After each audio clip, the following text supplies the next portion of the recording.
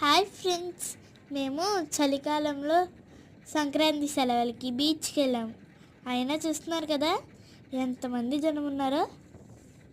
ఒకసారి చుట్టూ వీడియో తీసి చూపిస్తాను చూడండి.